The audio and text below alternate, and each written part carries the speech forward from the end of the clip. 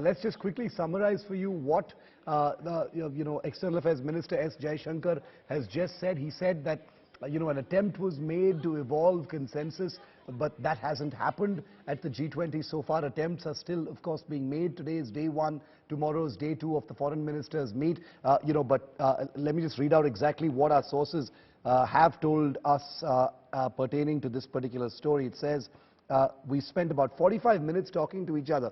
He's talking about his meeting with the foreign minister of China. He also says that the Ukraine conflict has been the main reason for no joint consensus or communique as part of the G20 foreign ministers meet so far. Take a look at the crucial soundbite from what the foreign minister just said. I met Minister Qin Gang on the sidelines of the conference this afternoon. It's our first meeting after he took over as foreign minister.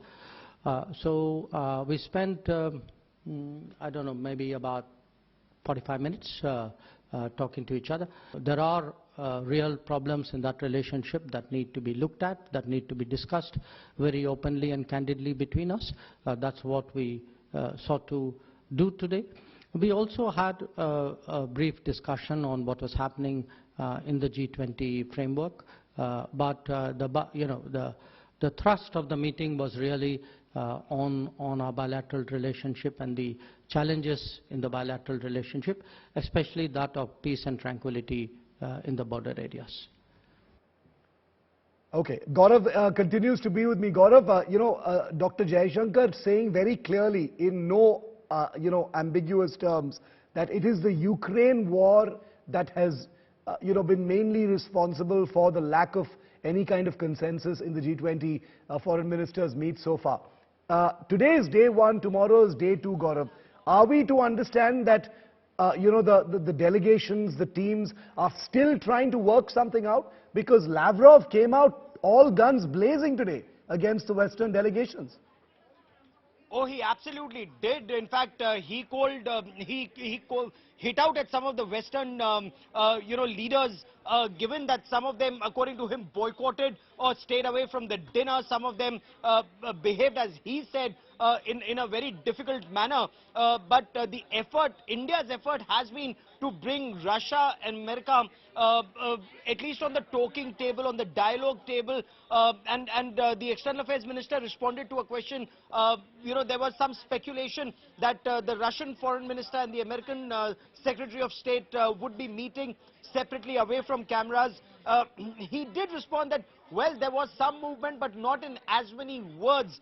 So India has been trying. Have we been successful as a nation? Maybe not completely at this stage, but the effort continues. Then again, Shiv, India's point is that one issue of Russia-Ukraine conflict, or something that Europe and America are focused on, should not derail G20 that talks about not just what's happening in the developed world, but the developing economies. It's the voice of the global south that must be heard, the issues that the developing economies face, whether it's food security or energy security, rising prices, climate challenges. All of these are issues that must be addressed, and they're equally important and cannot be held hostage to the Russia-Ukraine conflict. And that's the point India has been repeatedly making. Unfortunately, European countries and America remain focused on trying to ostracize Russia or have other countries call out Russia for the Russia-Ukraine conflict, Shiv.